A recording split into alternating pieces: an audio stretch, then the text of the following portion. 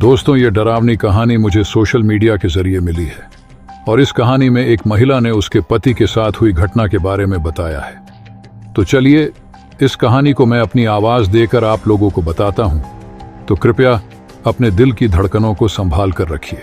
मेरी शादी उत्तर प्रदेश के एक गांव में हुई है जो झांसी से 150 किलोमीटर की दूरी पर है। मेरे सास ससुर की मौत कई सालों पहले हो चुकी थी।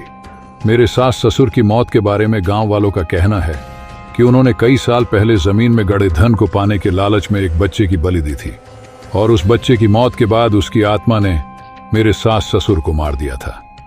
जब मैंने गांव वालों से ये सब बातें सुनी तो शुरू में मुझे इन बातों पर विश्वास नहीं हुआ, लेकिन एक दिन की घटना ने मुझे इस सच के सामने खड़ा कर दिया। आज से 4 साल पहले मैं और मेरे पति दोनों अपने सास ससुर के घर में उनकी बरसी करने गए थे। हमने वहां खाना बनाया और कुछ लोगों को भोजन करवाया। उस दिन हम काफी थक गए थे और जब हम रात को सोने के लिए छत पर जा रहे थे तभी मेरे पति कुछ अजीबोगरीब आवाजों में बड़बड़ाने लगे, जैसे कोई छोटा बच्चा बोल रहा हो।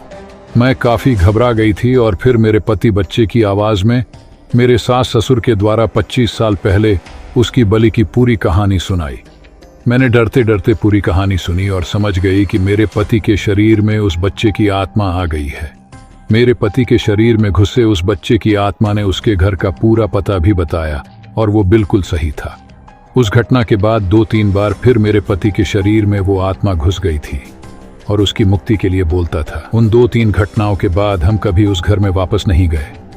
उस गांव में वो घर आज भी वीरान पड़ा है और पिछले 20 सालों में वहां कई मौतें हो चुकी हैं। वो आत्मा कहती है कि ये घर अब उसका ही है। जब भी हमारे गांव का कोई हमारे यहाँ आता है तो हर बार नई घटना सुनने को मिलती है। अब मेरे पति के गले में ताबीज बनवा दिया और कोई भी आत्मा उनके पास नहीं आती है। दोस्तों, ये छोटी सी कहानी आपको कैसी लगी कमेंट में जरूर बताना। धन्यवाद।